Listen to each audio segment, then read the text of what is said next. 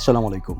ভালো থাকার জন্য আসলে একটা সুন্দর মন থাকা উচিত। কারণ যার মনের ভিতরে সবসময় পজিটিভিটি থাকে, সে সবসময় ভালো থাকে। আমরা হয়তো অনেক সময় ভাবি যে, আমার অনেক ধরনের প্রবলেম আছে। মনে হচ্ছে চাকরি জীবনে প্রবলেম, পারিবারিক জীবনে, ফ্রেন্ডদের সাথে প্রবলেম, সামাজিকতার সাথে অনেক ধরনের প্রবলেম। আসলে মানুষের জীবনে প্রবলেম থাকবেই। বাট সবকিছুকে ওভারকাম করেও যদি আমরা আসলে পজিটিভিটিটাকে একান্তভাবে মনের সাথে নিয়ে নেই, আমাদের নিজের সাথে মানিয়ে নিয়ে চলার চেষ্টা করি, তাহলে ভালো থাকা অবশ্যই পসিবল।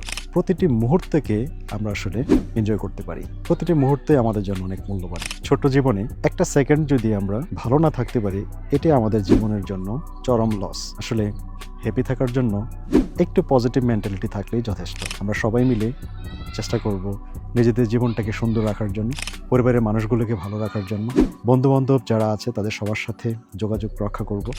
ভালো মন্দ মিলেই মানুষ।